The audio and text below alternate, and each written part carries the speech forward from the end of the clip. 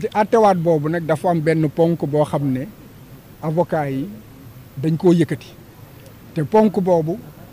cour d'appel amul sañ-sañ xool ko walla di ci mën cee dugal kàddoom dafa waroon jël dossier bi jébbal ko conseil constitutionnel loolu la yoon wax wante cour d'appel deful loolu dafa jël mbir mi dem délibéré maanaam dañoo dem diisoo ñu dellu siwaat ci seen diisoo ñu ne lii ngeen yëkkati duñ ko jébbal parce que yenuwul maanaa alors que yoon mayu ko mu xool ndax yenu na maanaa wala yenuwul maanaa wante yenuwul maanaa boobu it waxuñu lu tax ñu ne que yenuwul maanaa dañ ñëw rek ne que dàq nañu la ngeen def atte bi dañ koy continuer mu di jalgati nañu yoon tey jii cour suprême nee na que jalgati yoon boobu moom mënu koo wax ndax gisul fenn ci dossier bi foo xam ne que ponk boobu maanaam jël nañ ko wax nañ ko ci biir tribunal bi te sunu dossier loolu nekku ci ñun nag cour suprême du ñun lañ ko jébbal rek cour suprême dossier lañ koy jébbal dossier bi enquête bi ñu def police enquête bi ñu def ci tribunal atte bu njëkk bi ak atte bu mujj bi ak ñun la ñuy ñaxtu lépp lañ koy jébbal kon man ma jàpp ne que warul mun a yem rek ne que seeni këyit yi ñu jot loolu nekku ci parce que ba ñu taxawee tey ci yëgal nañ ko ne bu xoolee la nga xam ne moo ko yor dina gis ne que lépp lu ñu wax ci ponk boobu mu ngi ci biir dossier bi waaw nañu gàttal rek ne que dàq nañ ko leneen li ci des moom moo di que ci lañ doon ñaxtu moom moo di que attekat bi dafa nekk kuréel yi nga xam ne moom la ñu seppi ci yaramu nan la tuddati Ndiaga Diouf ak ñi nga xam ne dañ ne dañ leen gaañ kuréel yooyu bañ ko xoolee nekkul kuréel yoo xam ne mun na jóge ci fetal yi Jean-Paul Diaz yore woon Barthélemy Diaz yore woon ngeen baal ma ndax papaam laa gën a miin moom laa gën a xam moo tax tur bi di ñëw dégg nga kon boog bu waxee loolu ba pare nekk quand même lañu karey Ndiaga moom la ki gaañ ñeneen ñi it daanaka moom la ak moom ak ña mu àndoon ña mu nekkaloon kooku ñun ñi gis ne que wax ci biir wax dafa am waroo munoo wax ne que la ngay wër fekkew ko ci nit ki ba pare ne que nit ki moom moo ko def maanaam foofu cour suprême nee na que moom ci ñoom seen xam-xam foofu amul benn waroo kon boog ñu jàpp ne que daal ci gàttal ci wolof ndax jël di tekki ci wolof la ñuy wax ci tubaab dafa jafe mais ngeen jàpp ne que daal cour suprême bañ na lépp kon atte ba njëkk ba te ñu dëggaloon ko cour d'appel atte boobu moom mooy wéy léegi nag fa am mi mbaxana léegi bi mooy mbaxana bi nga xam ne que moom moo xam mbir mi saytu ko wante am na mbaxana bu ko féete kaw loolu nag ñun dañuy yebal ñu liggéey bu ñu ne yemale leen fii ñu yem foofu kon boog ñu ngi déglu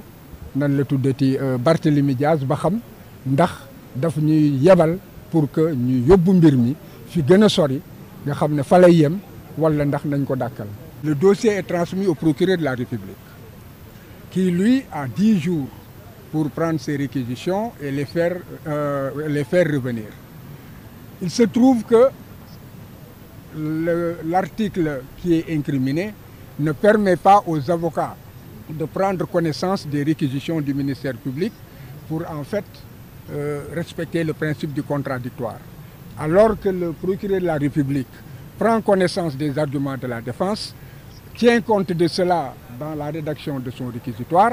et les avocats n'ont pas le moyen, la loi n'organise pas la possibilité pour les avocats, n'est-ce pas, de quereller ce qu'il a dit.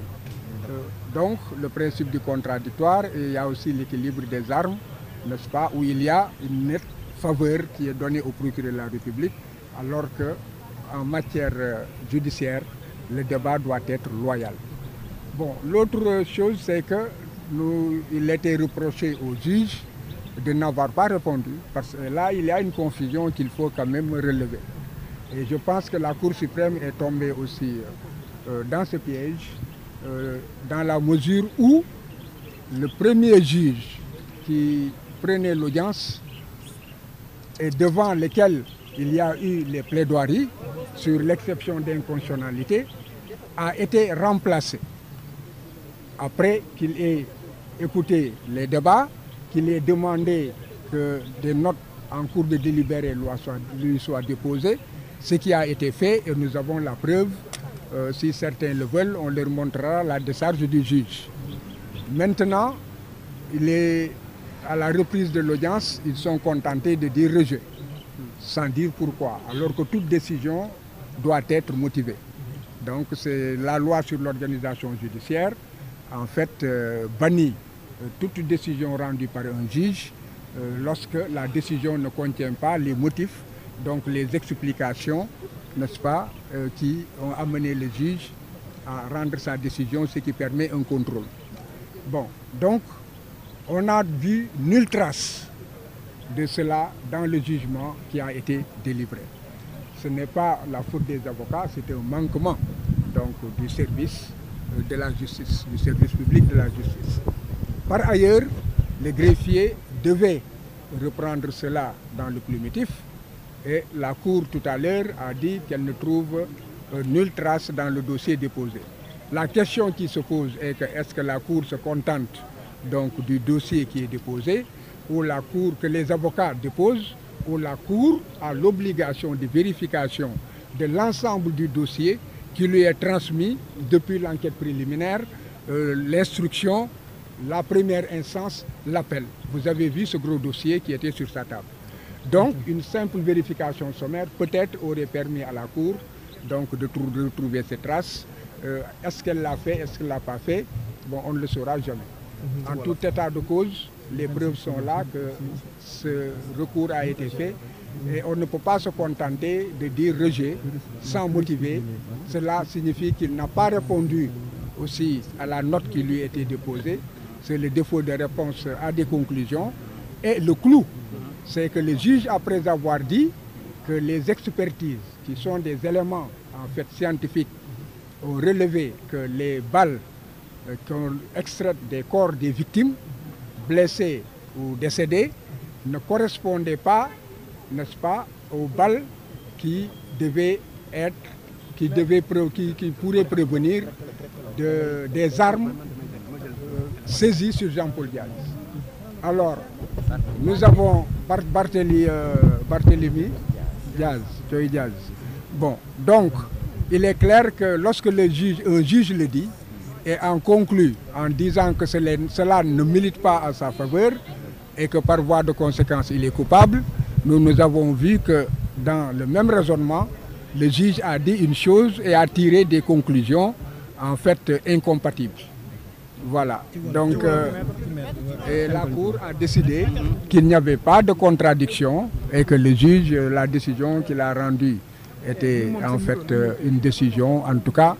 qu'elle agrée, d'où le rejet donc, de tous les moyens. Bon, maintenant, comme je l'ai dit, c'est une décision qui est rendue. Une autre décision pourrait être rendue si nous recevons mandat de notre client Barthélémy Diaz de saisir encore la Cour suprême d'un rabat d'arrêt où ce sont les chambres réunies qui connaîtront de ce dossier.